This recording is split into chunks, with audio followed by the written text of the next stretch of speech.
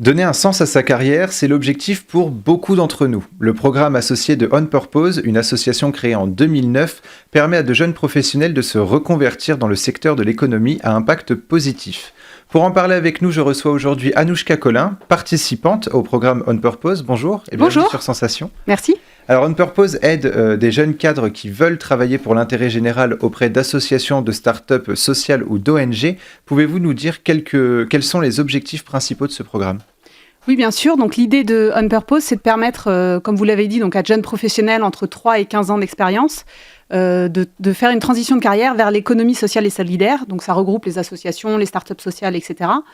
Et pour ça, en fait, ils proposent un programme donc, qui offre 2 missions rémunérées dans 2 structures de l'économie sociale et solidaire, une formation, un accompagnement aussi à travers un mentor, un coach et puis toute une communauté parce qu'en fait, on est des promotions de 15 à 20 personnes à faire notre transition en même temps. Alors justement, pendant cette formation, vous n'étiez pas seul, c'est ce que vous disiez, un coach et un mentor. Quels étaient leurs rôles ? Alors le mentor, c'est un expert métier, donc il ne vient pas du monde de l'ESS, il ne vient pas du monde associatif, mais par contre, il est vraiment très aiguisé, très pointu sur le marketing, si c'est une mission marketing, la finance, etc. Et en fait, ça permet de bien réussir sa mission et ça permet aussi de faire des missions sur un métier qu'on ne maîtrise pas. Donc, il y a des gens qui venaient du marketing, qui ont fait des missions en finance et ils ont été accompagnés pour le faire parce que ça les intéressait de faire ça. Le coach, c'est très différent. C'est plutôt sur le développement personnel pour nourrir sa propre réflexion de transition. Qu'est-ce qu'on a envie de faire, pourquoi et développer son projet professionnel. Vous avez eu un diplôme en marketing à la Sorbonne. Vous avez travaillé pour des instituts d'études marketing et pour des groupes dans l'électronique grand public. Un jour, vous décidez de suivre le programme proposé par On Purpose. Pourquoi cette envie de changement ? C'est assez classique. En fait, j'ai eu 2 enfants. Donc, effectivement, dans le monde de l'électronique grand public, l'objectif, c'est quand même de vendre toujours plus. Comme dans beaucoup d'entreprises. Et en fait, au retour de mon second congé maternité, je me sentais plus du tout à ma place. Et donc, j'ai décidé de partir sans savoir trop ce que j'allais faire. Et je sentais que le monde associatif me tentait, mais je ne savais pas trop comment prendre la chose. Et puis, je suis tombée sur On Purpose par hasard en cherchant une offre d'emploi. Et là, je me suis dit, banco, c'est ça qu'il me faut. Donc, je me suis préparée, mais comme jamais, pour un entretien, parce que c'est quand même assez sélectif. Oui. Mais je ne regrette pas du tout. Voilà. Oui, c'est ce que vous disiez, 15-20 personnes à peu près. Comment est-ce que vous avez trouvé votre voie, finalement, à partir du moment où vous avez été accepté par le programme ?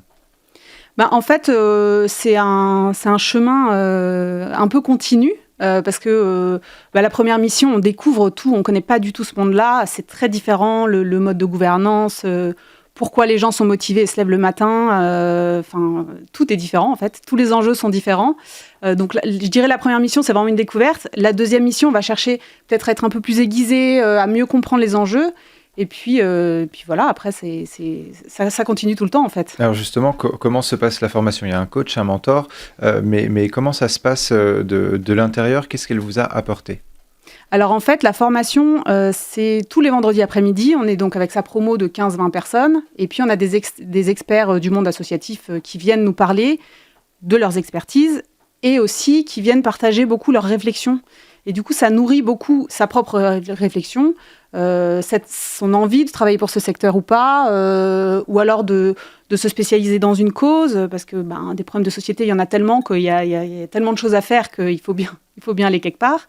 Et puis, ça permet surtout d'arriver aussi dans une structure et de savoir un peu de quoi on parle. Et justement, vous, quelle cause vous a le plus attiré ? Moi, j'étais très ouverte à tout. Donc, j'ai travaillé pour une association qui fait du microcrédit. J'ai travaillé pour une association qui fait de l'éducation, donc rien à voir. Je suis aussi bénévole par ailleurs dans des associations environnementales. Donc je dirais que pour l'instant, je touche un peu à tout, mais mon souhait, ce serait plutôt d'aller dans le côté environnemental maintenant. Alors justement, avant ce programme, vous aviez rejoint plusieurs associations telles que Zero Waste France via son groupe local Versailles Zéro Déchet ou encore Au Colibri. Quelles sont vos motivations au sein de ces associations ? Oui, en fait, quand je me suis dit que ce monde me tentait, je me suis dit que j'allais déjà voir autour de moi ce qui existait et puis me mettre un peu à l'épreuve. Donc j'ai suivi le défi Zéro Déchet de Versailles Zéro Déchet.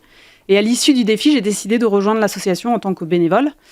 Et j'ai toujours continué, même si je travaille aussi dans le secteur associatif par ailleurs, parce que je trouve que là, c'est être bénévole, en fait, c'est vraiment être sur le terrain, parler aux gens, alors que les missions On Purpose, c'est quand même plutôt des missions stratégiques au siège. Donc ça permet de voir les deux facettes des associations finalement. Alors vous avez fait 2 missions de 6 mois, une à l'ADI, Association pour le droit à l'initiative économique, et une chez Synlab, association qui œuvre pour l'éducation. Que vous a appris ces 2 missions ? Je pense que, en tout cas, ce que j'en ai beaucoup retenu, c'est des modes de fonctionnement complètement à l'envers de ce que j'avais l'habitude de voir.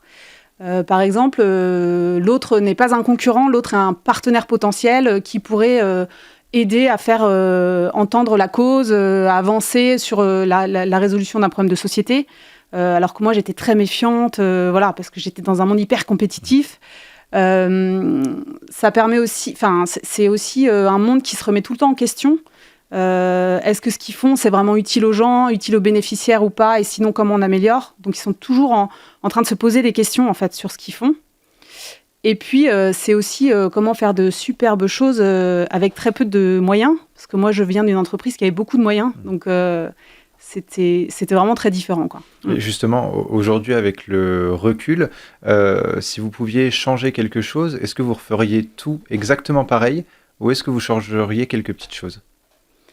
Non, dans le programme, je pense que je laisserais parce que ça m'a tellement nourri et j'ai tellement rencontré des gens super avec lesquels je suis en contact encore toutes les semaines que j'ai pas de regrets et je referai tout pareil. Alors, ça fait toujours aussi un petit peu peur de se lancer, de se réorienter finalement vers autre chose. Quel est le meilleur conseil que vous puissiez donner aux personnes qui hésitent encore finalement à changer de voie ? Moi, je pense qu'il faut...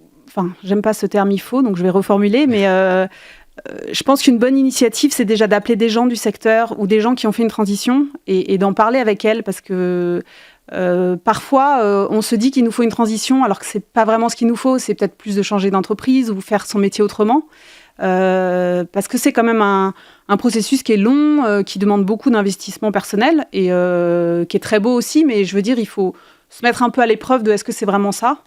Moi, ce qui m'a beaucoup aidé, c'est de faire un bilan de compétences, par exemple. Avant de faire On Purpose, ça m'a beaucoup aidé à réfléchir sur mes envies, ce que je voulais plus. Voilà. Alors aujourd'hui, quelles conclusions tirez-vous de votre participation au programme On Purpose ? Plein de choses positives.